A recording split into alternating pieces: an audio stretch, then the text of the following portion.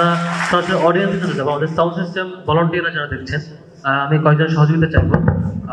আমাদের নারী শিক্ষার্থীদের কাছ থেকে আগে প্রশ্ন নিব আমরা সরাসরি। আসসালামু আলাইকুম, আমি সোমাইয়া, সমাজবিজ্ঞান বিভাগ, ঢাকা বিশ্ববিদ্যালয়। আমার প্রশ্ন হচ্ছে, কিছুক্ষণ আগে শিশিরমণির ভাইয়া বললেন যে প্রত্যেকটা মানুষের ব্যক্তিগত যে অপরাধ সেটা আসলে ব্যক্তিগত দায়ভারই হবে, কোনো সংগঠন নেবে না।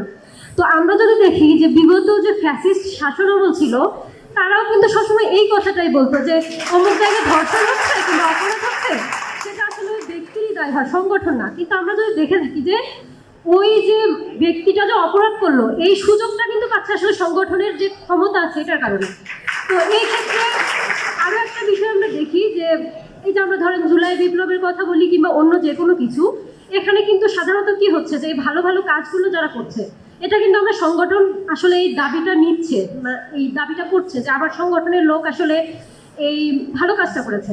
তাইলে ভালোটা নেওয়ার সময় যদি আমি নিজেকে এই সংগঠনের হিসেবে দাবি করি, খারাপটার সময় কেন আসলে বলছি যে দায়ভার শুধুই ব্যক্তি, যখন এই দায়ভার ব্যক্তিকে দেওয়ার কারণে অনেকজন ব্যক্তি নতুন করে অপরাধ করার আসলে সুযোগ পাচ্ছে সংগঠনের ছায়ার নিচে বা ছাতার নিচে। জি, অসংখ্য ধন্যবাদ।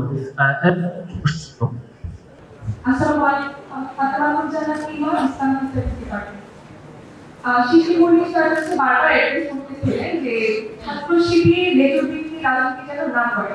তো এখানে আমাদের শিবির শাখার যে কমিটিতে যারা আছে এবং কেন্দ্রীয় কমিটিতে যারা আছে তারা উপস্থিত আছেন, তারা এখানে যদি কোনো উত্তর দিয়ে মানে আজকে উত্তর দিয়ে যেতেন তাহলে ভালো হতো। মানে তারা কি হচ্ছে কোনো মাদার বাড়িকে চালু করবে কিনা এই জিনিসটা। আমরা যদিও প্রিন্সিপাল ছিলাম একটা প্রশ্ন করবো, এরপর আপনার সময়টা আমি প্রশ্ন নিচ্ছি। ধন্যবাদ। আমাদের হচ্ছে মানে ক্যাম্পাস কেন্দ্রিক চিন্তাভাবনা করে যে ক্যাম্পাসগুলোতে হল আছে, রানিং রাজনীতি যারা করে, যারা পাওয়ার প্র্যাকটিসে থাকে না, মানে গভর্নমেন্টে থাকে না, তারা হলে থাকতে পারে। তো সেই ক্ষেত্রে শিবিরের মানুষজন হলে থাকে, এটা হচ্ছে ছাত্রলীগের পোস্টেরও আমরা পেয়েছি। তো শিবির যে হচ্ছে হলে থাকে, সেক্ষেত্রে আমরা দেখি যে একটু বলা হয়েছে ছাত্র শিবির হচ্ছে খুব ভালো কাজ করে, এটা নিয়ে ত্যাগ দিলে সমস্যা নেই। কিন্তু আমরা দেখি যে অন্যান্য কাজগুলো তো বলে, যেমন হচ্ছে জমি তৎপরতা, আগুন সন্ত্রাস বা যেটাই হোক, সেটাও কিন্তু শিবিরের সাথে ত্যাগ করেই হচ্ছে বলে। তো সেই ক্ষেত্রে হচ্ছে মানে ভালো কাজ থেকে কাজ করতেছি না, ওই ক্ষেত্রে হলে থাকার দরুন, যেমন আবার কাজ হত্যা বা আমাদের ছেলেদের ফল করতে মাঝে মাঝে দেখা গেছে পুরা রাত উদযাপন করে সকালে হল থেকে বের করে যাবে। তো শিবির যেহেতু ছিল হলে, সেক্ষেত্রে তাদের ভূমিকা ছিল।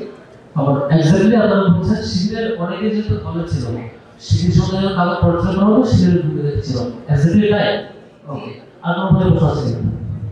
আসসালামু আলাইকুম, আমার নাম বিজ্ঞান বিভাগে পড়াশোনা করছি। এই কথাটা আমার এসেছে কয়েকবার, তবু আমি এক্সটেন্ড করি। শিবিরের কেউ যদি প্রভাব বিস্তারের রাজনীতি বা তত্ত্বফলে রাজনীতি করতে চায়, তাহলে হচ্ছে তাদের ব্যাপারে করতে চাই নেতৃত্ব পর্যায়ে যারা আছে তাদের অবস্থাটা কতটা কি হবে। কারণ হচ্ছে আমি কয়েকদিন আগে আমার বাড়িতে গিয়েছিলাম, চট্টগ্রাম কলেজ, মুন্সি কলেজের দেয়ালে দেখছি সবথেকে শিবিরের নাম লেখা হয়ে গেছে। এখন তো তারা এখন ক্ষমতায় আসেনি, ক্ষমতায় আসেনি তারা এই ধরনের কোনো তার সুযোগের অপব্যবহার করে রাজনীতি করার সুযোগ আসছে। ধন্যবাদ। আসসালামু আলাইকুম। আমার কোশ্চেন ছিল শিবির হচ্ছে কি ইসলামিক মতাদর্শ থেকে মানে পালন করে, তাহলে হচ্ছে কি গণতান্ত্রিক ব্যাপারটা নিয়ে কি আপনাদের মতামতটা হচ্ছে কি ঠিক আছে? এটা তো হচ্ছে কি ইসলামের থেকে যায় না, গণতান্ত্রিক হচ্ছে কুকুরের মতো ঠিক করে, এটা আমাদের মত কি? আর সংস্থার যে ব্যাপারটা, ছাত্রী সংস্থা মানে কি ধরনের কি কোনো রাজনীতি ইসলামের থেকে রাজনীতি আপনার প্রশ্নটি সম্ভবত বোঝার সুযোগ হয়। তো দ্বিতীয় অংশ বলছি, ছাত্রী সংস্থা নিয়ে প্রশ্ন করছে, সেটি কেমন ধরনের সংগঠন। প্রথম অংশটি গণতন্ত্র ও ইসলাম, এক্স্যাক্টলি তাই। গণতন্ত্র নিয়ে, হ্যাঁ, গণতন্ত্র দিয়ে আমাদের মতামত, কারণ ইসলাম থেকে যায়। আমরা জানি যে ইসলামে মূর্তিবাদ ভাস্কর্য নিয়ে ক্লিয়ার স্ট্যান্ড আছে যে এটা যেহেতু শিরক বা এরকম কোনো কিছুর সাথে সম্ভাবনা আছে, দ্যাটস ওয়াই এটাকে নিষিদ্ধ করা হয়েছে। কোরআনেও এটা নিয়ে ক্লিয়ার স্ট্যান্ড আছে। তো আমার প্রশ্ন হচ্ছে, জামাত যেহেতু শিবির যেহেতু নিজেদেরকে ইসলামী সংগঠন হিসেবে বলে, তো জামাত শিবির যদি ক্ষমতায় আসে তাহলে বেঙ্গলি কালচার বা মূর্তিবা ভাস্কর্য নিয়ে বা সংখ্যালঘুদের যে ধর্মীয় কালচার, সেগুলোকে তারা কিভাবে অ্যাড্রেস করবে বা তাদের সেগুলোর প্রতি স্ট্যান্ডটা কি হবে? জি, অসংখ্য ধন্যবাদ। আমাদের বোনদের মধ্যে আর কোনো প্রশ্ন আছে কিনা আপনাদের মধ্যে? আসসালামু আলাইকুম, সামিহা ইসলাম, ইসলামিক স্টাডিজ 22-23 সেশন। আমার প্রশ্ন হচ্ছে যে শিবিরের যে সিলেবাস আছে এখানে হচ্ছে প্রায় আমি যতদূর জানি 99টার মতো বই আছে সিলেবাসে। তো ওইখানে সিলেবাসের যে বইগুলো সেটা তো অনেক আগে থেকেই পড়ানো হচ্ছে, বা নতুন যদি সংযোজন করা হয় তাহলে দেখা যায় খুব বেশি একটা সংযোজন হয় না, বা আগের বইগুলোকেও বাদ দিয়ে দেওয়া হয় না। তো এক্ষেত্রে আমার প্রশ্ন হচ্ছে যে এত বছর পরে এসেও, এত যুগ পরে এসেও সেই বইগুলোর কি আধুনিকায়নের কোনো দরকার আছে কিনা, এটা নিয়ে আপনাদের মতামত কি? আর আরেকটা কোশ্চেন, সেটা হচ্ছে গিয়ে যে শিবিরের যে প্রোগ্রামগুলো হয় মাঠ পর্যায়ে, তো এখানে কেন হচ্ছে বুদ্ধিবৃত্তিক আলোচনাগুলো করা হয় না? এখানে সবসময় ধরা বাঁধা যেই শরিয়া ভিত্তিক পড়াশোনা বা সিলেবাসের বই, এটার মধ্যে বুদ্ধিবৃত্তিক চর্চাটা বেশি একটা থাকে না। আর এখানে দেখা যায় যে ক্লাস 6-এর স্টুডেন্টও একসাথে আমার কর্মশালায় বসতেছে, আবার হচ্ছে ভার্সিটি স্টুডেন্টও বসতেছে। তাহলে সেখানে 6-এর বাচ্চার মেন্টালিটি আর ভার্সিটি স্টুডেন্টের মেন্টালিটি তো সেম না। তাহলে সেক্ষেত্রে কিভাবে কেন একটা প্রোগ্রামে, একটা কর্মশালায় এদেরকে একসাথে প্রোগ্রাম নেওয়া হচ্ছে, আলাদা কেন নেওয়া হচ্ছে না? জি, অসংখ্য ধন্যবাদ। আপাতত এই প্রশ্নগুলো আমি উত্তর দিই। এখানে অনেকগুলো প্রশ্ন আসছে, প্রশ্নগুলো আমি চেষ্টা করবো অডিয়েন্সের প্রশ্নটাকে আর একটু কঠিন করে করা যায় কিনা। ফার্স্ট অফ অল, সিলেবাস নিয়ে প্রশ্ন আসছে, আমি জাহিদ ভাইয়ের কাছে যাব। সিলেবাসের প্রশ্নে আপনারা কি সিলেবাস পরিবর্তন করেন না, নাকি 77 যেটা রেখেছেন সেটাই? দ্বিতীয় প্রশ্ন হচ্ছে, সিলেবাসে কি 99টা বই নাকি কোনো ক্যাটাগরি বেসিস, না সংখ্যার বড় সড়ো, সিলেবাসের টোটাল রূপটা আসলে এক্স্যাক্টলি কেমন, সেটার যে মডিফিকেশন যদি করেন সেটা কেমন করেন, না করে থাকলে কেন করেন না, এটাকে একটু ক্লিয়ার করবেন প্লিজ। ধন্যবাদ। আপুর কোশ্চেন শুনে যেটা মনে হলো উনি শিবির নিয়ে ভালো স্টাডি করে, এই জন্য আমি ধন্যবাদ জানাচ্ছি ওনাকে। তো আলহামদুলিল্লাহ, এটা আমাদের জন্য ভালো দিক যে আপনি সিলেবাসের বিষয়টা নিয়ে এসেছেন। আমরা প্রত্যেক বছরই চেষ্টা করি এটাকে রিভিউ করার। প্রত্যেক বছরই আমাদের সিলেবাস একটা কমিটি থাকে কেন্দ্রের, সেটা রিভিউ করি। কিন্তু একটা সিলেবাস তো প্রত্যেক বছর আসলে চেঞ্জ করাটা এটা লজিক্যাল না, এটা যে কোনো ক্ষেত্রে সাধারণত হয়ে থাকে। আমাদের এখন যে এক্সিস্টিং সিলেবাসটা এসেছে এটা সর্বশেষ 18 সালে বড় দাগে হচ্ছে এটাকে পরিবর্তন করা হয়েছিল, সংশোধন করা হয়েছিল। আর গত বছর আমরা কিছু কাজ করেছি সিলেবাস নিয়ে, এবছরও করেছি। তো এই পরিবর্তনটা হয়তো আগামী বছর বা তার পরের বছর বড় দাগে সেটা হবে। তো ইনশাল্লাহ এটা নিয়ে আমরা যথেষ্ট কনসাস আছি। আপনাদের যদি একান্ত পরামর্শ থাকে আমি অনুরোধ করব কোনো বই সাজেশন, যে এই বইটা বর্তমান প্রজন্ম বা ছাত্র শিবির যারা সিলেবাসকে অধ্যয়ন করে তাদের প্রয়োজন, আমাদেরকে একেবারে দ্বিধাহীন চিত্তে সেটা পরামর্শ দিবেন। তার আপনারা কি অডিয়েন্সের সাজেশনও সিলেবাসে বা জেনারেল পিপল সাজেশনও নিতে প্রস্তুত? সিলেবাসে ডেফিনেটলি আমরা এটা নিয়ে থাকি। আগেও আমরা যখনই সিলেবাস পরিবর্তন করতাম, আমরা আমাদের এক্স যারা ছিল, সাবেক যারা ছিল, তাদের কাছ থেকেও পরামর্শ নিতাম, রানিংদের থেকেও নিতাম, এবং বিভিন্ন স্কলার যারা আছেন বিভিন্ন সেক্টরে তাদের কাছ থেকেও তাদের সিলেবাসে এক্স্যাক্টলি বই সংখ্যা কত, এটা কিভাবে আপনি ক্যাটাগরি? আমাদের সদস্য সিলেবাস যেটা, সেখানে 81টি বই পড়তে হয়। তো এখানে অনেকগুলো ক্যাটাগরি আছে, যেমন থিওলজি কিছু বিষয় রয়েছে, এরপর সমসাময়িক ইস্যুগুলো নিয়ে অনেকগুলো বিষয় রয়েছে, রাজনীতি অর্থনীতি নিয়ে অনেকগুলো বিষয় রয়েছে, বিশ্বায়ন নিয়ে অনেকগুলো ইস্যু রয়েছে। অর্থাৎ হলিস্টিক অ্যাপ্রোচে একজন ছাত্রের যে বিষয়গুলো মিনিমাম জানা প্রয়োজন, যে লেভেলটা ওনাকে জানা প্রয়োজন, সেটা একটা জাস্ট ইন্টারেস্টিং বিষয় বলি। আমাদেরকে যখন এই সিলেবাসগুলো আমাদের দায়িত্বশীল পড়াইতে দিতেন, বা যখন আমি সাথী হয়েছি বা সদস্য হয়েছি, তো তখন ওনারা একটা বক্তব্য দিতেন যে দেখুন, আপনি একটা সিলেবাস পড়ছেন মানে আপনি মহাপণ্ডিত হয়ে গেছেন, মহাজ্ঞানী হয়ে গেছেন, বিষয়টা তা না। আপনাকে এই সিলেবাসের মধ্য দিয়ে মূলত জ্ঞানের যে একটা বিশাল রাজ্য আছে সেখানে প্রবেশ করিয়ে দেওয়া হচ্ছে। এখন আপনি আপনার উপর নিজেকে সক্ষমতা, নিজের ক্যাপাসিটির আলোকে এই ধারাটাকে অব্যাহত রেখে আপনি সর্বোচ্চ জ্ঞান অর্জনের যে প্রচেষ্টা সেটা অব্যাহত রাখবেন। মূলত এটি হচ্ছে আমাদের সিলেবাসের কনসেপ্ট। এখানে সিলেবাসের বইয়ের সংখ্যা এখানে 81টা, কিন্তু আপনারা আবার বয়স বিবেচনায় স্কুল কলেজ এই পার্থক্যগুলো কেন করে এত বড় একটা সিলেবাস তৈরি করলেন? না, আমাদের আলাদা আছে। আপনি স্কুল সিলেবাস আমাদের আলাদা আছে, এরপরে সাথী সিট যেটা সেটার জন্য আলাদা সিলেবাস, কর্মীদের জন্য সিলেবাস আছে, এবং সেখানে আমরা মানে যার যার অবস্থানের আলোকে সেটাকে আমরা। এখানে কি আপনারা এই সিলেবাস তৈরিতে সততার পরিচয় দিয়েছেন নাকি এটা ব্রেন ওয়াশের মেকানিজম দাঁড় করিয়েছেন? আচ্ছা, ওকে, এখন ব্রেন ওয়াশের সংজ্ঞায়নটা আপনি কি করবেন সেটার উপর ডিপেন্ড করে আমার উত্তরটা হবে। আপনি আগে একটা জিনিস, আপনার ভিতরে অনেক খারাপ কাজ অব্যাহত ছিল, অথবা সাপোজ একটা সহজ, আপনি মাদক আসক্ত ছিলেন, এখন আপনাকে কেউ একজন খুব ভালো করে বুঝিয়ে মাদক থেকে মুক্ত করলো, আপনি এখন একদম ফ্রেশ মানুষ, মাদক মুক্ত মানুষ, তাহলে এটাকে কি আপনি ব্রেন ওয়াশ বলবেন? তো ছাত্র শিবির তো আসলে ভালো জিনিসগুলো পুশ করা হয়। আমরা আমাদের যে ক্লাস করছি, একাডেমিক যে আমাদের সিস্টেমটা, এখানে যে সিলেবাস, এর মধ্যে দিয়ে তো আমাদেরকে একটা কোয়ালিটি বিল্ড আপ করা হয়, একটা লেভেলকে আমাদেরকে ফিল আপ করার দেওয়া হয়। তো এই বিষয়গুলো থেকে তো ব্রেন ওয়াশের যে নেগেটিভ সেন্স সেটা তো বলা যায় না, এটা পজিটিভ সেন্স থেকে বলতে পারি আমরা। অসংখ্য ধন্যবাদ। তার মানে আমরা আশা করছি আপনারা অন্তত জ্ঞানের রাজ্যে প্রাইমারি আইডিয়াটা দেওয়ার জন্য জাস্ট একটা প্রাইমারি আইডিয়া এবং ওনাকে প্রবেশ করিয়ে এবং এটাই হায়ার সিলেবাসও সাজেস্ট করেন, রাইট? ওকে, একটু অডিয়েন্সের সুযোগে বলে রাখা ভালো, আমাদের মোতাহার হোসেন যিনি সামাজিক সমিতির সেক্রেটারি, তিনি আরেকটা প্রোগ্রামের জন্য একটু ছুটি মানে আজকের এই প্রোগ্রাম থেকে বিদায় নিচ্ছেন। আমরা ভাইকে ধন্যবাদ জানাচ্ছি, আসলে প্রশ্ন করছে, আমরা অ্যাড্রেস করতে থাকবো প্রশ্নগুলো, এবং একই সাথে তিনি আবার চাইলে আসতে পারবেন প্রোগ্রামটি শেষ করে যদি চলমান থাকে। আমরা প্রশ্ন নিতে চাই, প্যানেলিস্টরা তাদের প্রশ্নগুলো যদিও করেছেন। আমরা এর পরের প্রশ্নে যাব। প্রশ্নটি করব, একটা বলে রাখা ভালো, শিবিরের কাছে প্রশ্ন যা আসছে, কিছু প্রশ্ন ট্রু পলিটিক্যাল, কিছু প্রশ্ন ট্রু থিওলজিক্যাল, মানে এরকম একটা মানে ক্রিটিক্যাল পজিশন আমার মনে হয় খুব কম সংগঠনে ফেস করে, যে একবার রিলিজিয়াস মাসালা নিয়ে প্রশ্ন হচ্ছে, থিওলজিক্যাল কোয়েশ্চেন, আবার ট্রু পলিটিক্যাল কোয়েশ্চেন আসছে, আবার দুইটার মাঝামাঝি দাঁড়িয়ে পলিটিক্যাল যে কন্ডিশন সেটাকে তাদেরকে অ্যাড্রেস করতে হবে। নিশ্চয়ই তারা অ্যাড্রেস করবেন। আমি সরাসরি যাব শিশির মনির ভাইয়ের কাছে। সেটি হচ্ছে, যদিও প্রশ্নটি রাষ্ট্রের কাছে হওয়া উচিত যে ভাস্কর্য কেমন হবে, থাকবে কি থাকবে না, শিবির সেটিকে কিভাবে অ্যাড্রেস করবে, শিবির আদৌ ক্ষমতাসীন দল কিনা নাকি লোক তৈরির কাজ, এখানে একটা ডিবেট আছে। তা সত্ত্বেও এই ভাস্কর্য থাকার না থাকার ব্যাপারে শিবিরের জায়গাতে কোনো যদি কোয়েশ্চেন করে আপনি কি উত্তর দেবেন? এটা 100% সত্যি। শিবির বাংলাদেশের সরকার গঠন করার কোনো সম্ভাবনা নেই। সরকার যদি গঠন করতে হয় তাহলে বৃহত্তর রাজনৈতিক দলগুলো করবে, আর ছাত্র শিবির ছাত্র সংগঠন হিসেবে কোনো লেজুর ভিত্তির ছাত্র রাজনীতির পক্ষে নয়। তার মানে আপনারা কারো ভাস্কর্য তৈরি করবেন না? তার মানে কি? তার মানে হলো এই মানে যে ঢাকা বিশ্ববিদ্যালয় এখানে সেইখানে ভাস্কর্য থাকবে কিনা এইটা নির্ধারণ করবে যারা ক্ষমতায় যায় তারা। সেই সিদ্ধান্ত নেওয়ার দায়িত্ব কি শিবিরের? শিবির কি পারবে কোনো জায়গায় ভাস্কর্য থাকবে কি থাকবে না সিদ্ধান্ত নিতে? এটা হবে রাষ্ট্রীয় পলিসির উপর নির্ধারণ করে।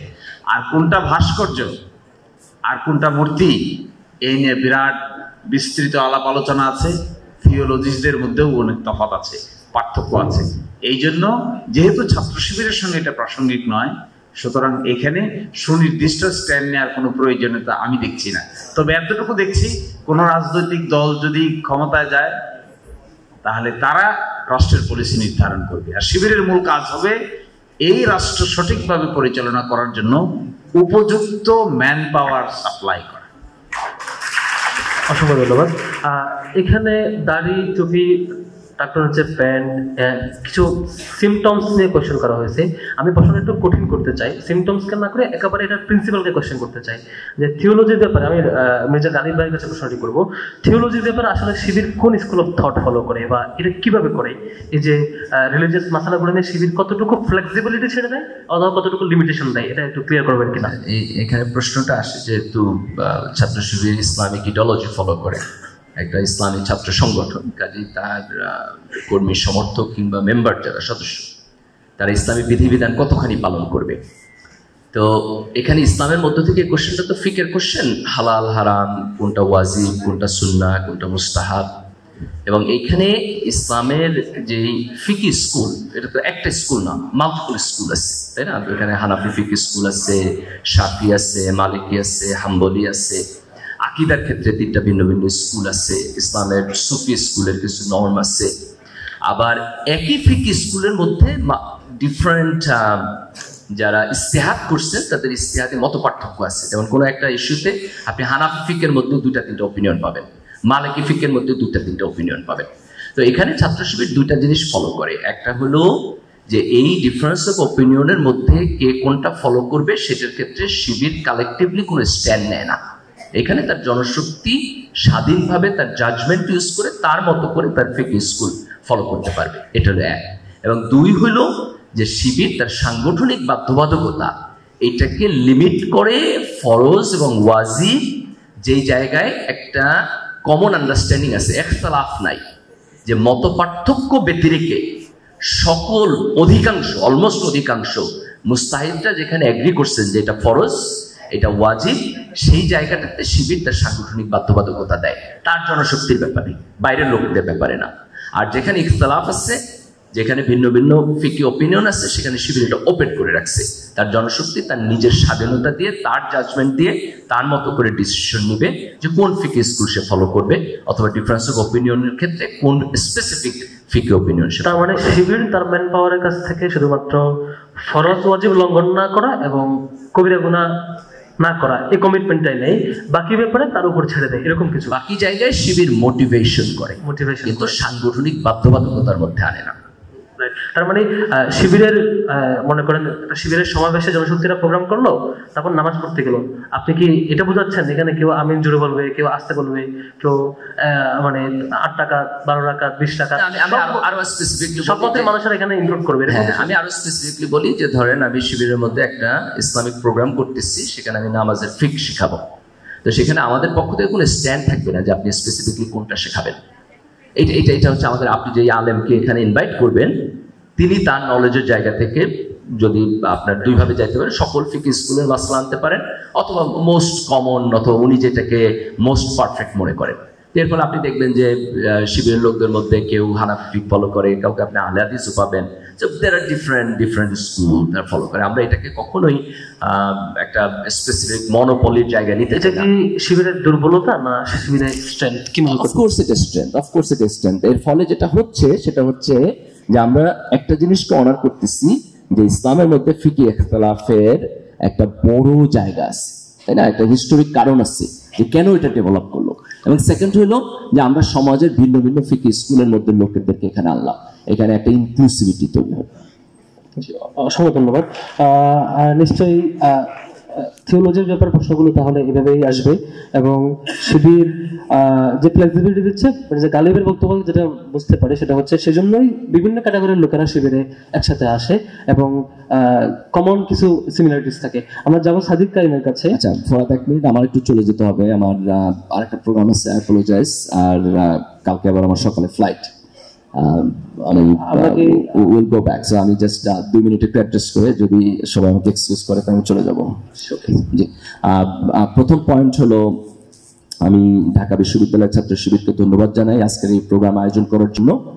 সাধারণ ছাত্রদের সামনে এসে একটি ছাত্র সংগঠন তার রাজনৈতিক কার্যক্রমের বর্ণনা দিবে, তার ব্যাপারে যে প্রশ্ন তার উত্তর দিবে, এর মধ্য দিয়ে 2টা জিনিস হবে, একটা অ্যাকাউন্টেবিলিটি তৈরি হবে এবং আরেকটা হচ্ছে একটা ব্যালেন্স তৈরি হবে। যে শিবিরের কার্যক্রমের মধ্যে কোথাও যদি ত্রুটি থাকে তাহলে একটা সেলফ রিফ্লেকশন যেন আমরা দেখতে পাই। তো এই উদ্যোগগুলো আরো বেশি বেশি হওয়া প্রয়োজন। যে বিশ্ববিদ্যালয়ে একটা গণতান্ত্রিক পরিবেশ থাকা দরকার, একটা ইন্টেলেকচুয়াল পরিবেশ থাকা দরকার, যেখানে আমার কাজকে, আমার ছাত্র সংগঠনের কাজকে চ্যালেঞ্জ করা হবে। আমরা এই সামগ্রিক পরিবেশের মধ্য দিয়ে আমাদের ত্রুটি এবং বিচ্যুতি এটাকে অতিক্রম করে আমরা একটা ভালো জায়গায় যাব। তো আমি ফার্স্ট থ্যাংক ইউ, এটা একটা অসাধারণ আয়োজন। ছাত্রছাত্রীদের মধ্যে যারা অংশগ্রহণ করছেন তাদেরকে আমি ধন্যবাদ জানাচ্ছি এবং আমি আশা করব যে ছাত্র শিবির এটি কন্টিনিউ করবে এবং আমি অন্যান্য ছাত্র সংগঠনকেও এনকারেজ করব যে তাদেরও এই জাতীয় প্রোগ্রাম করা উচিত, যাতে করে সাধারণ ছাত্রদের কাছে কালেকটিভলি আমাদের ছাত্র সংগঠনগুলোর একটি জবাবদিহিতা থাকে। বিশ্ববিদ্যালয়ে যদি একটা ছাত্র সংগঠন ভালো রাজনীতি করে আর বাকি সবাই বাজে রাজনীতি করে, এটার মধ্য দিয়ে কালেকটিভলি ছাত্র রাজনীতির যেই এনভায়রনমেন্ট সেটি ভালো হবে না। আমরা তখনই একটা ভালো জায়গায় যেতে পারবো যখন সকল ছাত্র সংগঠন একটা মিনিমাম থ্রেশহোল্ড ক্রস করবে, তারপর তাদের মধ্যে কম্পিটিশন হবে এবং সেই কম্পিটিশনটা একটা ফেয়ার প্লে হইতে হবে, একটা রেসপেক্টেবল প্লে হইতে হবে। তো তো এই যে কালেকটিভলি সকল ছাত্র সংগঠন একটা মিনিমাম থ্রেশহোল্ড অতিক্রম করবে, এই জায়গায় আমাদের সবার দায়িত্ব আছে। ছাত্র সংগঠন হিসেবে দায়িত্ব আছে, সাধারণ ছাত্র হিসেবে দায়িত্ব আছে, বিশ্ববিদ্যালয়ের শিক্ষক হিসেবে দায়িত্ব আছে, বিশ্ববিদ্যালয়ের অ্যালামনাই হিসেবে আমাদের দায়িত্ব আছে। আমি আশা করব যে আমরা সবাই এই দায়িত্ব পালন করব এবং আমরা এই জুলাই যে গণ অভ্যুত্থান এর স্পিরিটকে ধারণ করে আগামী দিনে সকল বিশ্ববিদ্যালয় ক্যাম্পাসে এবং আমাদের জাতীয় রাজনীতিতে আমরা একটি জাতীয় ঐক্যের পরিবেশ এবং একটি ভালো গণতান্ত্রিক পরিবেশ পাবো। এই আশাবাদ ব্যক্ত করে আমি শেষ করছি। সবাইকে ধন্যবাদ। আল্লাহ হাফেজ। আসসালামু আলাইকুম ওয়া রাহমাতুল্লাহ। অসংখ্য ধন্যবাদ জানাচ্ছি মির্জা গালিবকে। তিনি মোটামুটি যতক্ষণ ছিলেন ভালো উত্তর দেওয়ার চেষ্টা করেছেন। আমরা এখন প্রশ্নগুলোর দিকে যাব। আরেকটি প্রশ্ন বাকি ছিল, সেটি হলো সাদিক কাইমের কাছে প্রশ্ন আসছে যে দায়িত্বশীল নির্বাচন হওয়ার পর তিনি কান্না করার কারণ কিংবা এই প্র্যাকটিসটা আপনার দিক থেকে কান্নার মনে হয়, আরেকজনের দিক থেকে সেটা কিউরিসিটি থাকে, এক্স্যাক্টলি কান্নার কারণটা কি বা এই পরিবেশটা কেন হয় বা হয় কিনা আদৌ? ধন্যবাদ। ইসলামী ছাত্র শিবিরের আপনারা যদি গঠনতন্ত্র পড়েন, এখানে 34 নম্বর ধারা, আমি বারবার বলছি এটা একটু আমাদের পড়া দরকার। এখানে দায়িত্বশীল নির্বাচনের কিছু গুণাবলীর কথা বলা আছে, যে গুণাবলীগুলোর ভার অনেক বেশি। কেউ যদি শিবিরের নেতা নির্বাচিত হয় তাকে এই গুণাবলীগুলো থাকতে হবে, তাকে আমানতদার হতে হবে, তাকে যোগ্য হইতে হবে, তাকে দায়িত্বের অনুভূতি সম্পন্ন হইতে হবে, অনেকগুলো গুণাবলীর কথা এখানে উল্লেখ আছে। তো এই যে দায়িত্বটাকে আমরা একটা আমানত হিসেবে মনে করি, তো আমরা প্রত্যেকে মনে করি আমাদের যে যোগ্যতা, সেই যোগ্যতায় ঘাটতি আছে। তো এত বড় দায়িত্ব যখন আমার কাছে চলে আসছে, আমি কি আসলে পারবো কিনা, মানে আপনাকে ইন্টারাপ্ট করবো, সেটা হচ্ছে দায়িত্বের ভার কি এরকম যে আপনাকে কিছু কাজ করতে হয়, খুবই কমপ্লেক্স কাজ, টাকা উঠাইতে হয় স্বাভাবিকদের কাছ থেকে, এটা আবার খরচ করতে হয়, আবার অডিট করতে হয়, আবার যেটুকু আলাদা যা আসছে, আবার এগুলোর আবার রেগুলার প্রোগ্রামে আপনাকে প্রশ্নের মুখোমুখি হইতে হয়, এই জন্য এটা ভারী মনে করেন? নাকি এখানে আপনার কাছে রিসোর্স এবং এটার ইউটিলাইজেশন নিয়ে আপনার কোনো ফিউচার জবাবদিহিতার কারণে ভারী মনে করেন? এক্সাক্ট কারণ কোনটা? দুটাই। একটা হচ্ছে এখানে হোলিস্টিক কাজ এবং এটার যে রিসোর্স ইউটিলাইজেশন, দুইটার জন্য আমি অ্যাপ্রোপ্রিয়েট কিনা, এই সামগ্রিক ভাবনাগুলোর কারণে এটা নিজের কাছে অনেক বেশি ভার মনে হয়। সেই জায়গা থেকে আমাদের এখানে যখন দায়িত্ব আসে, সে অনেক বেশি ইমোশনাল হয়ে যায়। দায়িত্বটার যথাযথ আমানত সে পালন করতে পারবে কিনা, কারণ যেহেতু এখানে ব্যক্তির তার কোনো চাওয়া পাওয়া নাই, তার চাওয়া পাওয়া হচ্ছে সে যে অবস্থায় রিসোর্সটাকে পেয়েছে সেটার প্রপার ইউটিলাইজেশন সে করতে পারবে কিনা। সেই সেন্সিটিভিটি থেকে, সে আমানতদারিতা থেকে তার কাছে এটা অনেক বড় বোঝা মনে হয়। তো সেই জায়গা থেকে সে অনেক বেশি ইমোশনাল হয়ে যায়।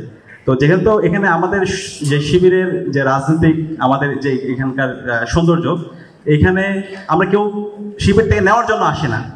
আমি যে অন্যান্য ছাত্র সংগঠন যেটা হয়, কেউ যদি একটা পদ পাই, তার অনেক পারপাস থাকে, আমি এর মাধ্যমে এই জিনিসগুলো অর্জন করব, অথবা আমার এই জিনিসগুলো আসবে। কিন্তু শিবির আমরা এখানে দেওয়ার জন্য আসি। আমি এখানে শিবিরের পদবি দিয়ে আমি এটা করব ওইটা করব, এই গেম করা আমাদের পারপাস থাকে না। তার মানে এখানে আপনারা একটা অর্গানাইজেশনাল কালচার ডেভেলপ করছেন, যেটা একটু নিউ থিং অন্যদের কাছে, বাট এটা আপনারা এটা প্র্যাকটিস করতে পারেন ভালো। ওকে, আমরা সেভাবে ধরে নিচ্ছি। আমরা অডিয়েন্সের কাছে এই পাশটাতে এখন যাবো, তবে তার আগে লাস্ট প্রশ্ন, সেটা হচ্ছে শিশির মনিরের কাছে। ওনার কাছে প্রশ্ন আসছে যে ব্যক্তির দায় সংগঠনের উপর আসবে না, সেক্ষেত্রে ফেসিবাদের ব্যাখ্যা করতেন। এখন কোন প্যারামিটার থাকলে ব্যক্তির ভালো ক্রেডিট সংগঠন নিবে, আবার কোন প্যারামিটার থাকলে ব্যক্তির খারাপ জিনিস সংগঠন নিবে না? এটা কি এমন যে আপনি বলতে চাবেন একটু পরে যে সংগঠন তার সাংগঠনিক সিদ্ধান্তে এটা করে নাই, সেজন্য দায় নিচ্ছে না, আর ভালোটা সাংগঠনিক সিদ্ধান্ত নিচ্ছে, এমন কিছু? হ্যাঁ, এটা it's a very complex legal jurisprudence. যেমন ধরুন, এই জুলাই বিপ্লবের সময় একজন শাহবাগ থানার ওসি, সে গুলি করেছে, তার এই গুলির জন্য আমরা ঢাকা মহানগর ডিএমপি কমিশনারকে লায়াবল করতে পারবো কিনা? আর ঢাকা মহানগর ডিএমপি কমিশনারকে যদি লায়াবল করি, তাহলে তার উপরে ইন্সপেক্টর জেনারেল অফ পুলিশকে আমরা লায়াবল করতে পারবো কিনা? হ্যাঁ, আইনে বলছে এটা করা যাবে যদি একটা কমন স্ট্রাকচার এস্টাবলিশ করা যায়। কমন স্ট্রাকচার অর্থাৎ ঢাকা শাহবাগের ওসি যে গুলি করেছেন, এই গুলিটার ডিসিশনটা হয়েছে ইন্সপেক্টর জেনারেল অফ পুলিশের অফিসে। That instruction was given to the DMP commissioner, and that instruction was subsequently relayed to the Shahbag police station. তাহলে শাহবাগ পুলিশ স্টেশনের কোনো পুলিশ অথবা কোনো অফিসার যদি গুলি করে থাকে তাহলে তার জন্য inspector general of police will be held responsible. এটা হলো কমান্ড স্ট্রাকচারের মধ্যে যদি থাকে, আর কমান্ড স্ট্রাকচারের মধ্যে ইনস্ট্রাকশনের কারণে যদি হয়ে থাকে তাহলে এই লায়াবিলিটিটা বর্তাবে শুধুমাত্র ওই ব্যক্তির উপরে না, তখন লায়াবিলিটিটা বর্তাবে তার হায়ারার্কির উপরে। তাহলে প্রশ্ন দাঁড়ালো, কোন একটা রাজনৈতিক দল যদি এরকম সিদ্ধান্ত নেয়, কোন একটা সরকার যদি এরকম সিদ্ধান্ত নেয় যে ছাত্রদেরকে যে কোনো মূল্যে কন্ট্রোল করতে হবে, গুলি করে, স্নাইপার দিয়ে গুলি করে হলেও কন্ট্রোল করতে হবে, তাহলে এই সিদ্ধান্তটা যদি মন্ত্রী পরিষদে হয়ে থাকে তাহলে মন্ত্রী পরিষদের every person will be similarly liable, যেমন করে একজন ওসি গুলি করেছে একই লায়াবিলিটি হবে তার। তাহলে এখানে দাঁড়াবে, এখন দেখতে হবে যে ছাত্র শিবির যদি এমন কোনো সিদ্ধান্ত নেয় যা সেন্ট্রালি একটা ডিসিশন নিল, এই ডিসিশনটা ঢাকা বিশ্ববিদ্যালয়ে কমিউনিকেটেড হলো, ঢাকা বিশ্ববিদ্যালয়ের রেফারমেন্ট হলো একটা অফেন্স হলো, তাহলে এই অফেন্সের দায়িত্ব নিতে হবে ঢাকা বিশ্ববিদ্যালয় শিবিরকে, তার দায়িত্ব নিতে হবে কেন্দ্রীয় শিবিরকে। কিন্তু তা যদি না হয়ে থাকে, কোন একটা ইন্ডিভিজুয়াল ব্যক্তি যদি ইন্ডিভিজুয়াল অফেন্স করে থাকেন তাহলে তার দায়িত্ব নিশ্চয়ই টোটাল শিবিরের উপর বর্তানো ঠিক হবে না, টোটাল সরকারের উপর বর্তানো ঠিক হবে না। এবং উনি বলছেন যে অন্যান্য দলেরাও একই কাজ করে থাকে। হ্যাঁ, বিগত সরকারের আমলে ছাত্রদেরকে যে কোনো মূল্যে কন্ট্রোল করে ডান্ডা মেরে ঠান্ডা দেওয়ার যে policy, it was a policy taken by the government, therefore the government will be held responsible. আর যদি এটা কোনো পলিসি এমন হতো, কোনো ব্যক্তি বিশেষের পলিসি, তাহলে আপনি রেসপন্সিবল করতে পারতেন না। That is what is the fine distinction. অসংখ্য ধন্যবাদ জানাচ্ছি। আমরা একটু আপনাদের কাছে অনুমতি চাইবো, সেটা হচ্ছে দুইটা বিষয়। নাম্বার ওয়ান, যদি 10টায় হল বন্ধ হয়ে যাবে না আমাদের বোনদের হল, আমরা কি এই সাইড থেকে প্রশ্ন করার আগে কি বোনদের বাকিগুলো নিয়ে নেবো কিনা আপনারা অনুমতি দিলে। নাম্বার টু, আমরা প্রোগ্রাম কয়টা পর্যন্ত কন্টিনিউ করবো আপনারা আপনাদের, এখন আমরা শুরু করেছি 7টায়, এখন বাজে 9টা27, আমরা কি 10টা পর্যন্ত করবো না 10:30 পর্যন্ত করবো?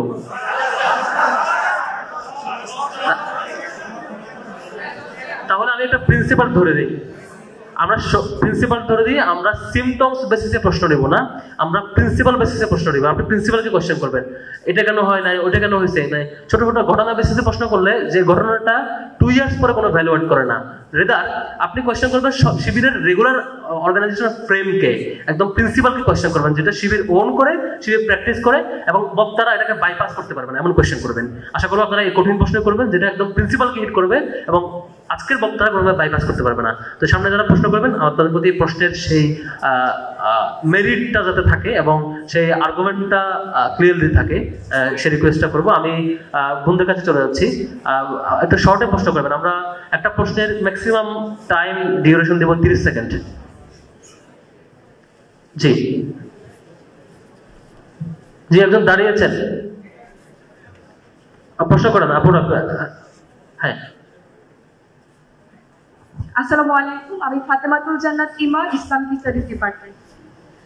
শিশির মনির স্যার হচ্ছে বারবার অ্যাড্রেস করতেছিলেন যে ছাত্র শিবির লেজুর ভিত্তি রাজনীতি যেন না করে।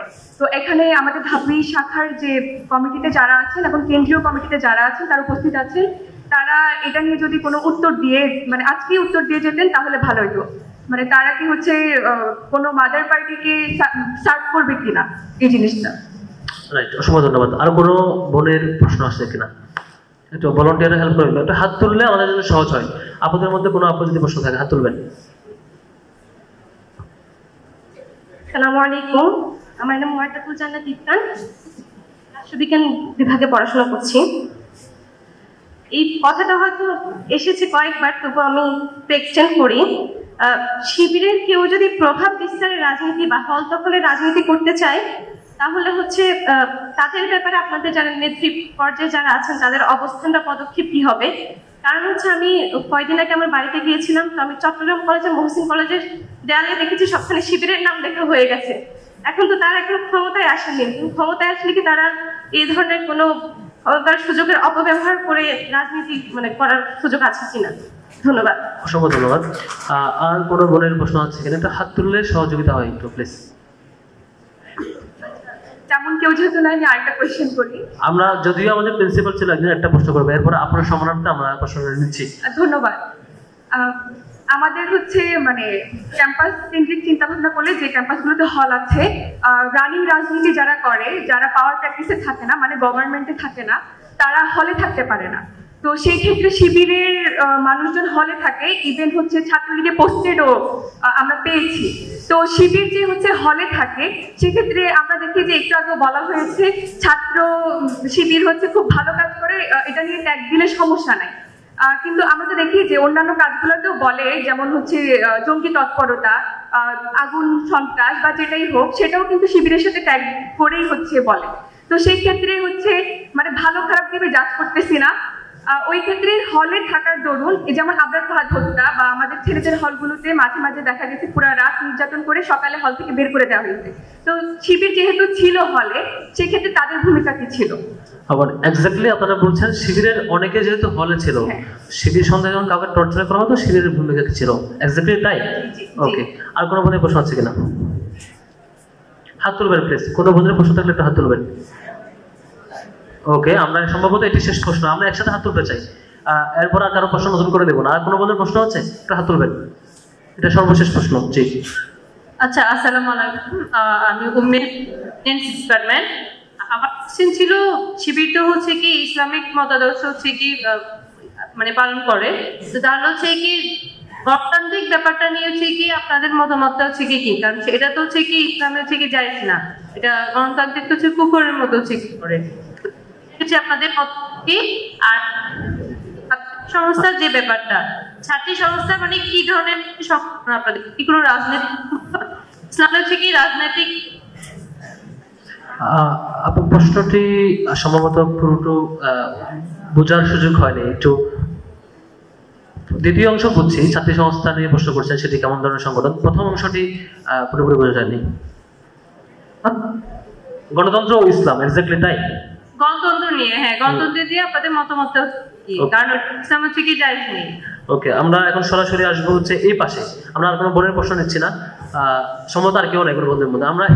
আমরা এই পাশটাতে আসি, এই পাশটাতে। সালাম আলাইকুম। আমরা সালাম আলাইকুম। জি, আমি দর্শন বিভাগ। আমার প্রশ্ন হচ্ছে, আপনারা বারবার বলছেন যে আপনাদের সভাপতি এবং সেক্রেটারি সিলেক্টেড না, বরং ইলেক্টেড, কিন্তু আমরা ইতিপূর্বে দেখে এসেছি সেক্রেটারি সভাপতি হচ্ছে, অফিস সম্পাদক সেক্রেটারি হচ্ছে, সাহিত্য সম্পাদক অফিস সম্পাদক হচ্ছে। ওকে, এখন 31 ডিসেম্বরের সেটআপে যদি আমরা দেখতে পারি জাহিদুল ইসলাম সভাপতি হয়, অফিস সম্পাদক সেক্রেটারি হয় এবং সাহিত্য সম্পাদক অফিস সম্পাদক হয়, তাহলে শিবিরে আমি শিবিরের কেউ না হয়েও যদি আগাম বলে দিতে পারছি, তাহলে শিবিরের গণতন্ত্র এবং নির্বাচন পদ্ধতিকে প্রশ্নবিদ্ধ করা যায় কিনা? ধন্যবাদ। দারুণ একটি প্রশ্ন করেছেন। আমি এরপরে এই পাশটাতে প্লিজ, আমরা একটা স্ক্যাটার নিতে চাই এই পাশটাতে। জি, ভলান্টিয়াররা যারা দিচ্ছেন একটু সব পাশ থেকে যাতে রিপ্রেজেন্টেশন থাকে একটু চেষ্টা করবেন। আসসালামু আলাইকুম, আমি ফজলুল রাব্বি, ইন্টারন্যাশনাল বিজনেস ডিপার্টমেন্ট। আপনারা, আমি গতকাল শিক্ষার্থী সংসদে একটা ক্লিপ দেখলাম যে আপনারা 2006 সালে ঠিক এরকম ভাবে প্রোগ্রাম করছিলেন এবং মির্জা কালিম ভাই, ফরাদ ভাইয়ের পজিশনে ছিলেন আর কি। তো আমরা দেখছিলাম যে আপনারা এরকম ব্রিলিয়ান্স করছেন, তারপরে সায়েন্স ফেস্ট বা সবকিছুই করছেন এবং 2009 সালের আগে পর্যন্ত আপনাদের সেরকম ভাবে অপারেশনের কাছাকাছি রাখা হয়নি। কিন্তু আপনাদেরকে যখন অপারেশন করা হইলো, তাহলে এখন যেমন আমরা একটা হাইপ দেখতে পাচ্ছি যে সবাই আপনাদেরকে পছন্দ করে, তখনও নিশ্চয়ই এরকম একটা অবস্থান ছিল। কিন্তু আপনারা যখন এটা হারানো শুরু করলেন, সাধারণ স্টুডেন্ট এবং জনতা আপনাদের পাশে এসে কেন দাঁড়ায়নি? আপনারা কি এমন ভুল করছিলেন বা আপনাদের কোনো মিস্টেক ছিল কিনা, এবং আপনারা এটা আইডেন্টিফাই করতে পারছেন কিনা যে আপনারা আবার ভালো পজিশনে আছেন, এটা আবার হারাই ফেলবেন কিনা, বা এটা শুধুমাত্র ভাসমান কিছু কিনা বা সারফেস লেভেলে কিছু কিনা, বা মানুষ আপনাদেরকে হৃদয় থেকে গ্রহণ করে না কেন বা কিভাবে করতে পারে, এরকম কোনো প্ল্যান আপনাদের আছে কিনা? ধন্যবাদ। জি, আমরা উত্তরে যাবো, তার আগে সর্বশেষ প্রশ্ন নেব এখান থেকে, মাঝখান থেকে, এই পাশটা থেকে, মাঝখানে। আসসালামু আলাইকুম, আমি ডন মোহাম্মদ তাজিম, Arabic language and culture department থেকে। আমার প্রশ্নটা হচ্ছে, শিবির কি আসলে একটি ইসলামী সংগঠন? কারণ ইনস্ট্যান্ট স্টেজের মধ্যে রানিং 4 জন ছাত্র নেতা, কিন্তু একজনকেও দেখে বোঝার উপায় নাই যে আপনারা এখন একটা ইসলামী সংগঠনের লিডার। এখন এই ক্ষেত্রে টুপি নিয়ে যে প্রশ্নটা কিছুক্ষণ আগে আসছে, তো সেটা যে উত্তরটা দিচ্ছেন সেটা আমাদের মনোভূত হয়নি। কারণ দাড়ি, টুপি এবং যে টাকনুর যে বিষয়টা, এটা নিয়ে কিন্তু আসলে কোনো মাঝাবে কোনো পার্থক্য নাই। এটা আর আমরা যেখানে রাজনীতি করছি এটা ভারতীয় উপমহাদেশে ইসলাম জি শোনা যায় আপনার প্রশ্ন বুঝছি আসলে হলো ভারতীয় উপমহাদেশে ইসলাম পন্থা মানেই কিন্তু এটা চলে আসে। এখন এখানে যদি আমরা মিশরের উদাহরণ দিই সেটা তো হয় না। তো এটা একটা বিষয়। এক্স্যাক্টলি কোশ্চেন কোনটা, মানে এক্স্যাক্টলি কোশ্চেন হলো এটা যে ইসলামী সংগঠন কিনা, শরিয়ার ক্ষেত্রে কেমন প্র্যাকটিস করে, সেই ক্ষেত্রে এটা আমি আরেকটু স্পেসিফিক করি যে আপনারা স্টেজে যে 4 জন আছেন রানিং ছাত্র নেতা, আমি তৃণমূলের কথা বাদ দিই, তৃণমূলে তারা অনেক কিছু নাও জানতে পারে, কিন্তু আপনাদের সমস্যাটা কোথায়? আপনাদের মধ্যে লেবাসটা নেই। এক্স্যাক্টলি আপনি মিন করছেন এটা ইসলামিক ফ্রেমের একটা মানে ফেসিয়াল রূপ থাকতে হয়। কেন আপনাদের এরকম দেখ? শিওর আপনার প্রশ্নটি নিচ্ছি, আমরা সরাসরি উত্তরে যাব। এখন যারা প্রশ্ন করার জন্য রেডি হচ্ছেন তারা রেডি থাকেন, তবে আমরা 30 সেকেন্ডের বেশি করার টাইম দিব না কোনো প্রশ্নেই। এই জন্য আপনি এক্স্যাক্টলি কোন লাইনটা করলে প্রশ্নটা বোঝা যায় সেভাবে বুঝতে দিন। আমরা উত্তরে যাব। সর্বপ্রথম আমি জাহিদুল ইসলাম ভাইয়ের কাছে যাব যে হল দখলের রাজনীতি আপনারা করতে চান না, করবেন না। চট্টগ্রাম কলেজে আপনাদের নাম দেওয়ালের নাম সাটানো আছে, চিকামারা আছে, এটা কি আপনার দখলদারিত্বের রাজনীতি কিনা, বা দখলদারিত্বের ফাংশনটা কেমন এক্স্যাক্টলি, এটা প্রশ্ন আসছে, এটা একটু উত্তর দেবেন প্লিজ। আচ্ছা, চিটং এর হল দখলের করেছেন অভিযোগ আর প্রমাণ দিয়েছেন হচ্ছে ওয়ালে রাইটিং। আমি বুঝলাম না দুইটার সাথে অভিযোগ আর প্রমাণের সাথে মিলটা কতটুকু সঙ্গতিপূর্ণ। তো আমি আপনাকে বলি যে 5 তারিখ তো আমরা আলহামদুলিল্লাহ এখানে সবাই সাক্ষী। 5 তারিখ সারাদিন কি ঘটেছে। তো 5 তারিখ রাত 12টায় আমরা আমাদের সকল শাখাগুলোকে নিয়ে অনলাইনে মিটিং করেছিলাম এবং সেখানে আমরা স্পষ্ট নির্দেশনা দিয়েছিলাম কোনো ধরনের মিছিল, কোনো ধরনের শোডাউন, কোনো ধরনের হল দখল, কোনো ক্যাম্পাস দখল, এটা যে শাখা করবেন, যারা করবেন তাদের বিরুদ্ধে আমরা ব্যবস্থা নিব। আমি জানি না এই ধরনের ডিসিশন কোনো ছাত্র সংগঠন দাবি করতে পারবে কিনা যে এই ডিসিশন বা এই নির্দেশনা তারা তাদেরকে দিয়েছে। আমরা দিয়েছি আলহামদুলিল্লাহ, সেটা আমরা পেরেছিও। এখন চিটং এর প্রশ্নটা আসছেন, এখানে যারা চিটং এর আছেন বাসিন্দা, এনারা যেটা হয় জেনেটিক্যালি একটু বিপ্লবী চেতনাধারী হয়। ওকে, মানে কাউকে কেয়ার করতে চান না, আর নির্যাতিত জুলুমও চিটাগাংয়ে বেশি হয়েছে। সবকিছু মিলে তাদের একটা প্রবণতা আছে, কিন্তু আমি বলছি না যে এই প্রবণতাটা আপনি যে অভিযোগ করেছেন সেটার সাথে প্রুভড না, সেটা কখনোই প্রুভ না। আমরা সেটাকে কন্ট্রোল করার চেষ্টা করেছি এবং এখন পর্যন্ত আলহামদুলিল্লাহ চিটং কলেজ, মহসিন কলেজ সবগুলোতেই ছাত্র শিবির কখনো দখল বা এ ধরনের রাজনীতি করছেন। আমি এটা দায় নিয়ে বলছি আপনাকে।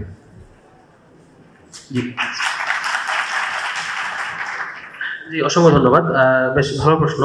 আরেকটা প্রশ্ন আসছে যেটা আমি সাদিক ভাইয়ের কাছে যাবো, সেটা হচ্ছে আপনাদের সেট আপ নিয়ে, অর্থাৎ আপনাদের কমিটি গঠন নিয়ে, যে হচ্ছে কেন্দ্রীয় সভাপতি ইলেক্টেড হয় এবং যিনি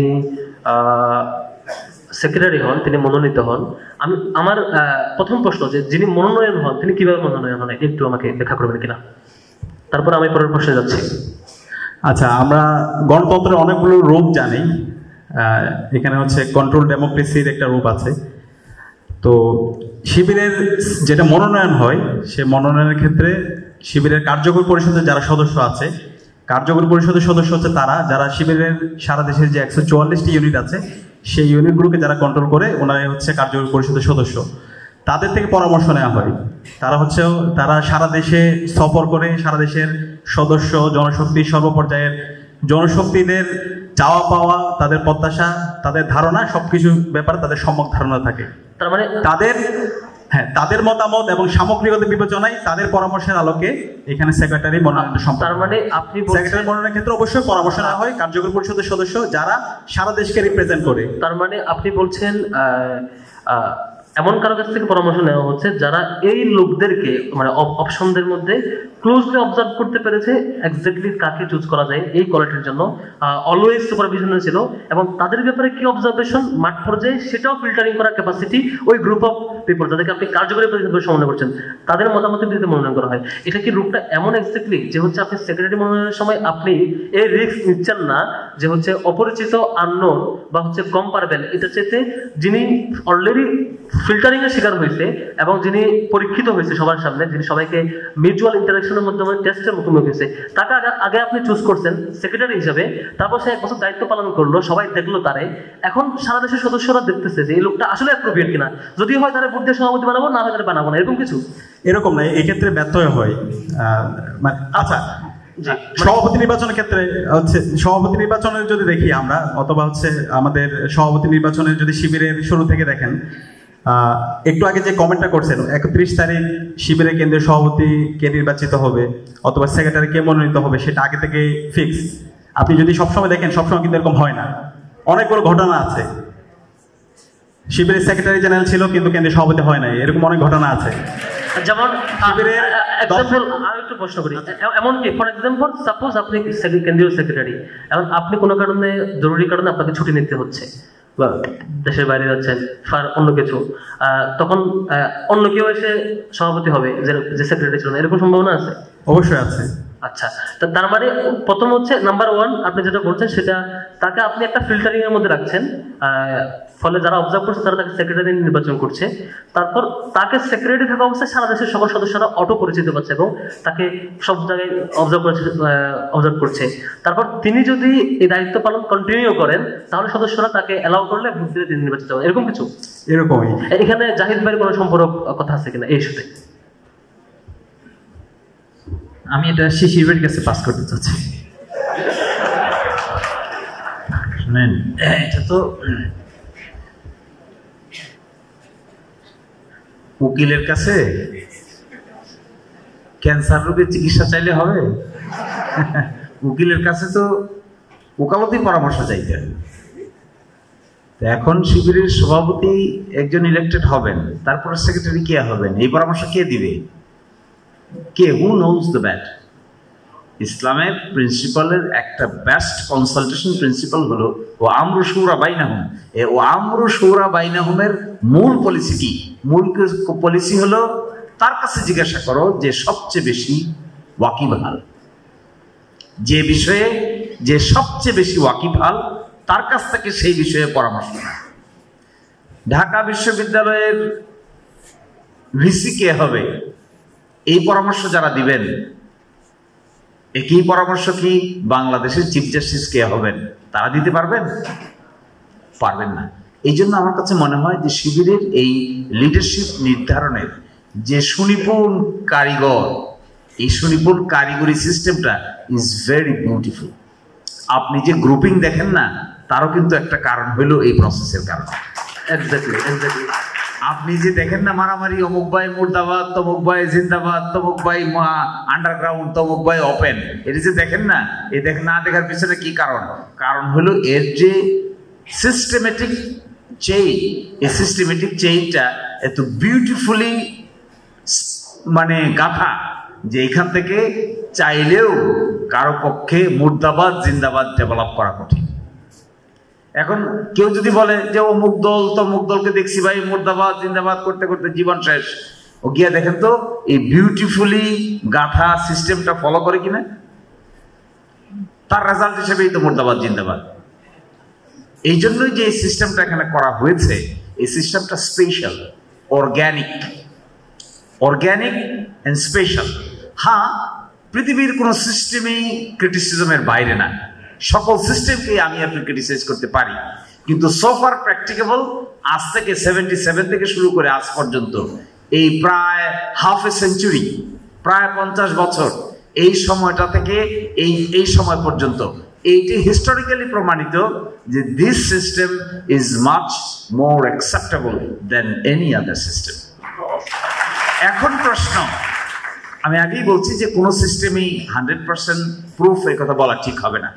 ফলে এখানকার যে সিস্টেমটা, শিবিরের ইতিহাসে অনেক সেক্রেটারি জেনারেল আছেন যারা কেন্দ্রীয় সভাপতি হন নাই, আমি নিজেও একজন। শিবিরের ইতিহাসে অনেক কেন্দ্রীয় সভাপতি কেউ আছেন যারা কেন্দ্রীয় সভাপতির দায়িত্ব পালন করতে থেকে অর্ধেক রাস্তায় বিদায় নিতে বাধ্য হয়েছে। জানেন সেগুলা? জানেন না তো। বহু কার্যকরী পরিষদের সদস্য আছে যাদের ডিসিপ্লিন না মানার কারণে কার্যকরী পরিষদের সদস্যশিপ তো গেছেই, সদস্য পদও গেছে, তা জানেন? তাও তো জানা যায় নাই। এই সমস্ত কারণেই এইটার ডিসিপ্লিনটা ইনট্যাক্ট আছে। এই ইনট্যাক্টটা থাকার কারণেই এর সুবাতাস ছড়ায়, আর না হলে টাকার ভাগাভাগি নিয়ে প্রশ্ন উঠতো না। কারণ আমার তো মনে আছে, আমি যখন, খুব সেন্সিটিভ কথা বলছি, আমি যখন শিবিরের ঢাকা বিশ্ববিদ্যালয়ের সভাপতি ছিলাম, একদিন সকালবেলা, সভাপতি বানানোর আগে একদিন সকালবেলা আমাকে বললো জরুরি সদস্য বৈঠক। আমি তখন কোচিং সেন্টারে ক্লাস নিতাম, বাংলা পড়াইতাম। সতত হেন তুমি পরমূল মনে, সতত তোমার কথা ভাবিয়ে বিরলে। কোচিং সেন্টার, ঢাকা বিশ্ববিদ্যালয়ে এডমিশন টেস্টে কোচিং পড়াইতাম। আমাকে ফোন করে বললো যে জরুরি ভিত্তিতে আসেন। জরুরি ভিত্তিতে গেলাম শাহবাগে, গিয়ে দেখে একটা বিরাট আয়োজন, সকল সদস্যরা এখানে। কি হবে এখানে? বলে এখানে কেন্দ্রীয় সভাপতি আসবে। কিছুক্ষণ পরে কেন্দ্রীয় সভাপতি আইসে বিভিন্ন কি কইলো না কইলো, কার কি লেখা নিল, কার কি পড়া নিল, কার কি বললো যে আমি নাকি, আমি তখন 3rd ইয়ারে পড়ি, I was the student of 3rd ইয়ার ল। আমাকে বলছে যে এখন থেকে আমি ঢাকা বিশ্ববিদ্যালয়ের সাংগঠনিক সম্পাদকের দায়িত্ব পালন করবো। এইটাকে এমনি বলে দিয়েছে? এমনি বলে দেয়নি, কিন্তু দেখবেন একটা স্লিপ আনা নেওয়া করছে। যাদের এই অভিজ্ঞতা আছে তারা দেখবেন একটা স্লিপ আনা নেওয়া করেছে। ওই স্লিপটা খুঁজলে দেখবেন ওইখানকার পার্টিসিপেন্টদের একটা বড় অংশ আছে যা উনি এই নেতৃত্বে আসুক এটা চায়, এই জন্য এই ঘোষণাটা দেয়। ফলে এইটাকে যদি আমরা জিন্দাবাদ মুর্দাবাদ টাইপে নিয়ে যেতে চাই, নিয়ে যেতে পারবো, কিন্তু things will be really otherwise. ফলে এই সিস্টেম ভালো আপাতত। যদি এর চেয়ে বেটার সিস্টেম কেউ বলতে পারেন, যদি এর চেয়ে বেটার কোনো কিছু কেউ প্রপোজ করতে পারেন যেটা আরো ভালো, আরো ডেভেলপড, তাহলে তো আমার মনে হয় না শিবিরের কোনো কার্পণ্য থাকবে ওইটা অ্যাকসেপ্ট করতে। নিশ্চয়ই নিশ্চয়ই আমরা এটাকে তিনি বেস্ট বলছেন। আমি জাহিদ ভাইয়ের কাছে যাব। এটা যদি বেস্ট হয়, আমার প্রশ্নটা হচ্ছে, আপনারা লেজুর ভিত্তি যে প্যারামিটার, যে কারো সিগনেচারে প্রোগ্রাম কমিটি হওয়া, কারো সিগনেচারে কমিটি বাতিল হওয়া, এই যে লেজুর ভিত্তির সংজ্ঞায়ন যেগুলো, এখানে আপনাদের কমিটিতে এরকম কার স্বাক্ষর থাকে বা থাকে না, বা কাউকে ডিজলভ করলে মাদার কোনো অর্গানাইজেশন আছে কিনা, এটা একটু ক্লিয়ার করবেন। কেমন লেজুর ভিত্তি আপনারা করেন বা করেন না? না, লেজুর ভিত্তি বাংলাদেশের যে কনসেপ্ট থেকে আসছে, মূলত কোনো একটা দলকে ক্ষমতায় নিয়ে আসা অথবা ক্ষমতা টিকিয়ে রাখার জন্য যত ধরনের অপকর্ম আছে। আমরা যদি একবার লাস্ট সিনারিওটা দেখি, যে ওবায়দুল কাদের বলেছিলেন যখন গোটা সংস্কার আন্দোলনটা একটা আপরাইজিং মোডে যাচ্ছে, যে তাদেরকে দমন করার জন্য আমার ছাত্রলীগই যথেষ্ট, সোনার ছেলেরা যথেষ্ট ছিল। তো এইটা হলো মূলত লেজুর ভিত্তির আমার দৃষ্টিকোণ থেকে সবচেয়ে বড় কনসেপ্ট। তো ছাত্র শিবির এ ধরনের কোনো কাজের সাথে অতীতেও জড়িত ছিল বলে আমার কাছে কোনো প্রমাণ নাই। আপনাদের কাছে কারো কাছে প্রমাণ থাকলে আমাকে দিবেন মেহরবানি করে। আর ভবিষ্যতে কোনো সম্ভাবনা নেই বলে আমি মনে করছি। আর ছাত্র শিবিরের কেন্দ্র থেকে টোটাল ইউনিট পর্যন্ত প্রত্যেকটা সেট আপই স্তরগুলো ভাইয়েরা তো বিস্তারিত বলেছেন। তো এভাবে করে স্তরগুলো, ঢাকা ইউনিভার্সিটির সেট আপে ঢাকা ইউনিভার্সিটির যারা সদস্য তারাই মূলত তাদের নেতা নির্বাচন করে। আবার ইন দ্য সেম ওয়েতে যখন ফ্যাকাল্টি বা অন্যান্য ইস্যুগুলো আসে, সেখানেও তাদের অধীনে যে জনশক্তিরা রয়েছে তারা মতামত এবং তারা ভোট দিয়ে মূলত তাদের নেতা নির্বাচন করে। এইভাবে ইউনিট পর্যন্ত আমরা সেটাই করি। এরপর আমাদের কেন্দ্রের প্ল্যানিং থেকে শুরু করে কোনো রাজনৈতিক দলের সাথে কোনো সম্পৃক্ততা, কোনো ধরনের ইনফ্লুয়েন্স, কোনো পুশিং যে এটা তোমাদের প্ল্যানে অ্যাড করো অথবা এটা তোমাদের প্ল্যান থেকে বাদ দাও, আমি দায় নিয়ে বলতেছি। এবং নিজের কিভাবে বললে আপনাদেরকে বোঝানো যাবে, তো সবকিছু থেকে দায় নিয়ে বলছি যে এ ধরনের কোনো সম্পৃক্ততা কারোর সাথে আমাদের নেই। তবে হ্যাঁ, আমরা আমাদের সাথে যাদের ভ্যালুসগুলো ম্যাচ করে, যাদের সাথে আমাদের আদর্শের জায়গাগুলো মিল আছে, আমরা সবার সাথে কাজ করি। সেটা যদি জামাত হয়, সেটা যদি বিএনপি হয়, আমরা হেফাজতের সাথেও কাজ করেছিলাম। মূলত তাদের সাথে আমাদের আদর্শিক জায়গাটা মিল ছিল, লক্ষ্য এবং টার্গেটটা আমাদের এক ছিল। তো সেটা আমি আবারও রিপিট করছি, শুধুমাত্র কোনো রাজনৈতিক দল না, যে কোনো আদর্শ, যে কোনো মতাদর্শের সাথে যখন আমার আদর্শের মিল, কমন আমি পয়েন্টগুলো পাবো এবং আমার টার্গেটের পয়েন্টগুলো যখন পাবো, তখন আমি তাদের সাথে কাজ করতে বদ্ধপরিকর। তার মানে আপনি যেটা বলছেন যে আপনার কমিটি ডিজলভ করার অথরিটি কোনো মাদার অর্গানাইজেশন নাই, কমিটি অ্যানাউন্স করার মাদার অর্গানাইজেশন নাই, বাট আপনি বিভিন্ন অর্গানাইজেশনকে সাপোর্ট দেন বিভিন্ন কাজে, আপনার সিমিলার ভ্যালুস এবং টার্গেট মিলার কারণে, যেটা আপনি হেফাজতকে করেছেন, বৈষম্য বিরোধীতে করেছেন, এক্স্যাক্টলি জামাতও কোনো যদি সিমিলার ভ্যালুস এরকম রেসপন্স করে থাকে আপনি রেসপন্স করেন, এরকম কিছু, রাইট? ওকে, আমরা চলে যাব এই প্রশ্নগুলোর মধ্যে সর্বশেষ প্রশ্ন, যেটি ছাত্রলীগ কর্তৃক যদি শিবির সন্দেহে কাউকে পিটানো হইতো, সাদিক কাইম ভাই আপনি তো হলে থাকতেন, আপনি শিবির করতেন, কিভাবে এটা ট্রিট করতেন বা হেল্প করতেন কিভাবে?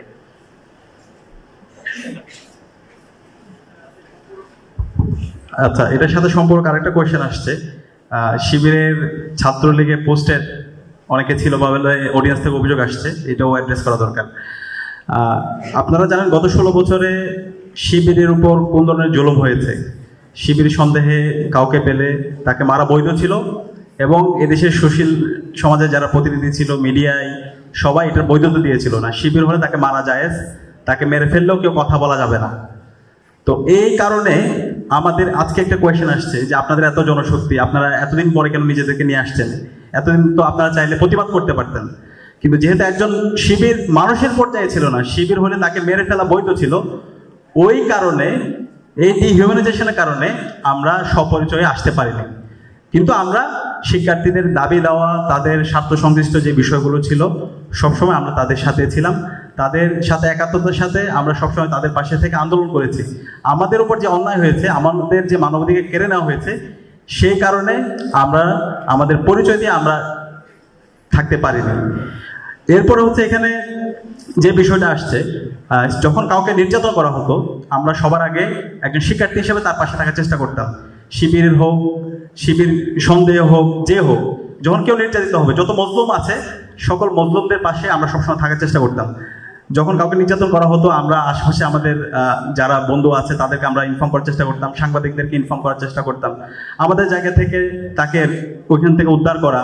এরপর হচ্ছে তার উপর নির্যাতনের যে ঘটনাগুলো আছে সেটা সোশ্যাল মিডিয়ায় নিয়ে আসা, যত ধরনের অ্যাক্টিভিটি আছে সেই অ্যাক্টিভিটিগুলো করে আমরা পাশে থাকার চেষ্টা করতাম। এরপর হচ্ছে এখানে শিবিরের অনেকে ছাত্রলীগের সাথে সংশ্লিষ্ট বলে অভিযোগ নিয়ে আসছে। এটা একটা শিবিরের উপর নতুনভাবে জুলুম করা। শিবির যে সংগঠনটা সবচেয়ে বেশি শিবিরের উপর জুলুম করেছে, নির্যাতন করেছে, নিষ্পেষণ করেছে, শিবিরকে যেখানে পাইছে সেখানে তারা মেরে ফেলার জন্য তারা দুঃসাহস দেখিয়েছে। আবরার ফাহাদকে শিবির সন্দেহে মেরে ফেলেছে, বিশ্বজিৎকে শিবির সন্দেহে মেরে ফেলেছে। সেই সংগঠনে শিবিরের পোস্ট নেওয়া, এটা তো প্রশ্নে আসে না। এটা শিবিরের উপর নতুনভাবে একটা জুলুম করা। আমরা কখনো শিবিরের কাউকে ছাত্রলীগের কোনো পোস্ট নেওয়া অথবা ওই পোস্ট নেওয়ার ব্যাপার আমরা কখনো বলি নাই, এবং আমাদের কোনো দায়িত্বশীল জনশক্তি কখনো ছাত্রলীগের পোস্ট নেয় নাই। কিছু ক্ষেত্রে কিছু মানুষের ব্যাপারে অভিযোগ নিয়ে আসে, অভিযোগগুলো সত্য নয়। তো এটা আমাদের কাছে পরিষ্কার, এটা আমাদের এই ধরনের অভিযোগ তোলা মানে এটা আমাদের উপর নতুনভাবে জুলুম করা। এর পরের প্রশ্নে যাচ্ছি, এটা শিশির মনির ভাইয়ের কাছে। এই প্রশ্নের পরে আমরা অডিয়েন্সের কাছে চলে যাবো। সেই প্রশ্নটি হচ্ছে, আপনারা এখন একটা ভালো পরিবেশে পেয়েছেন, ভালো ভালো আয়োজন হচ্ছে, এই আয়োজন তো আগেও করছেন, বাট যখন আপনাদের উপর টর্চার শুরু হইলো 10-11-এর পর থেকে আপনাদের পাশে ছাত্র জনতা আসে নাই, এক্স্যাক্টলি কেন? বা এখনো আবার যদি টর্চার শিকার হন কোনো কারণে, সেটাও কেন আসবে না? মানে এই অবস্থানটা কেন? এটা কি শুধু এই প্রশ্ন কি শুধু শিবিরের জন্য? বাংলাদেশে যে 3বার ফার্স্ট সাইকেল ইলেকশন হয়েছে, তখন মানুষ প্রতিহত করেন কেন? কি জবাব দেবেন? আমাদের দেশের মানুষকে যে গুম, খুন এবং এনফোর্স ডিসঅ্যাপিয়ারেন্স করেছে, আমাদের দেশের মানুষরা রাস্তায় নামে নাই কেন? আমাদের দেশের ইন্টেলেকচুয়াল বেসিসকে নষ্ট করে দিয়ে প্রায় 12 লক্ষ হাজার কোটি টাকা মানি লন্ডারিং হয়েছে, এটা আমরা প্রতিহত করিনি কেন? এই অনেক কেন মিলেই তো 5ই আগস্ট। এই অনেক কেন মিলে এই উত্থান যে 5ই আগস্টের উত্থান, তা কি হঠাৎ করে হয়েছে? প্রতিটা মানুষ কোনো না কোনো ভাবে বঞ্চনার শিকার। এই বঞ্চিত মানুষরা যখন একসাথে হয়েছে, তখন ইট বিকামস এ হিউজ প্রতিবাদ এগেইনস্ট ফ্যাসিজম। এই জন্য এই কেন উত্তরের মধ্যে শিবির হলো একটা পার্ট। বলতে অনেক যদি 10টা 20টা 50টা ফ্যাক্টরকে আইডেন্টিফাই করা যায়, তাহলে শিবির ওয়ান অফ দি ফ্যাক্টরস যে নাকি সিরিয়াস অপারেশনের শিকার হয়েছে। তো এই প্রশ্নের জবাব এর কারণে বাংলাদেশ নামক রাষ্ট্রটি, আমি ওই দিন 85 সংশোধনীর মামলায় হাইকোর্টে শুনানির সময় একটা বান্ডেল প্রেজেন্টেশন দিয়েছিলাম, দেখিয়েছিলাম যে বাংলাদেশ বিগত 15 বছরে পৃথিবীর গুরুত্বপূর্ণ পিয়ার রিসার্চ আর্টিকেলে প্রায় সকল জায়গায় বাংলাদেশকে আইডেন্টিফাই করা হয়েছিল অথরিটারিয়ান অ্যান্ড ডিক্টেটরিয়াল শাসন ব্যবস্থার কেন্দ্রবিন্দু হিসেবে। এই যে ধারণা, এই ধারণার পিছনে কি কি কাজ করেছে? এই ধারণার পিছনে কাজ করেছে টোটাল অপারেশন।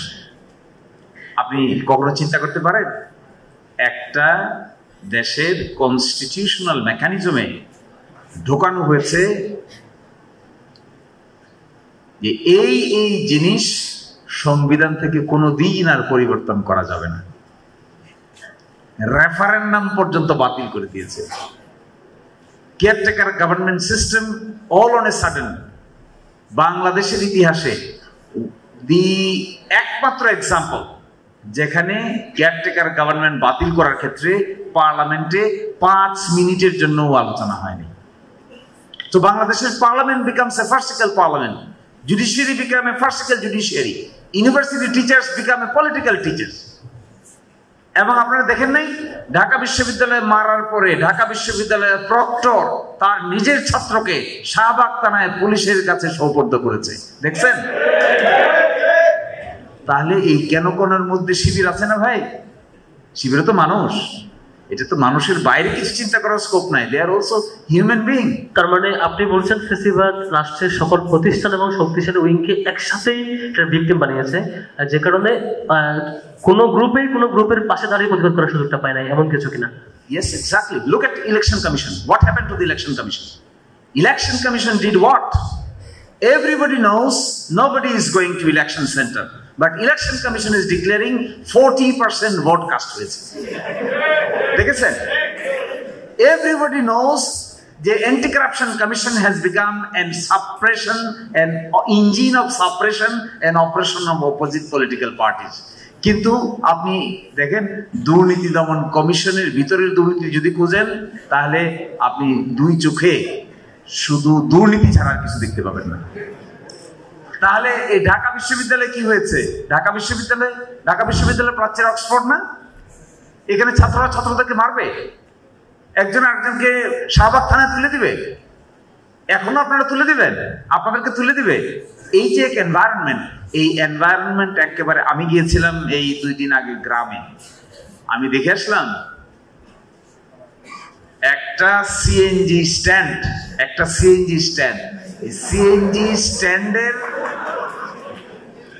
সিএনজি স্ট্যান্ডের লোভও সামলাইতে পারতেছে না। যাই হোক, কি অদ্ভুত কাণ্ড কারখানা। এই রাষ্ট্র ব্যবস্থায় ছাত্র শিবিরের প্রতি যে আয়োজন করা হয়েছে, যেভাবে টর্চার করা হয়েছে, আমরা ভেবেই নিয়েছি যে এটা করা ছাড়া তাদের সামনে আর কোনো অপশন ছিল না। কারণ এরকে সামলাইতে না পারলে এই ধরনের রাষ্ট্র ব্যবস্থায় জনগণকে মেরে কেটে সামলানো ছাড়া অন্য কোনোভাবে সামলানো যায় না। এবং 5 আগস্টে মেরে কেটেও সামলাইতে পারে নাই। That has become the solution. তার মানে শিবির এখানে সেই সময়টাতে না পারলেও ট্যাকেল দিতে, কিন্তু 5 জুলাই থেকে 5 আগস্টের অভ্যুত্থানে সাদিক কাইমের ভাষ্যমতে শিবির তার এক্সাক্ট রোলটা প্লে করার চেষ্টা করেছে এবং পেরেছেও বটে। এই জন্য শিবিরকে অবশ্যই ধন্যবাদ দিতে পারি।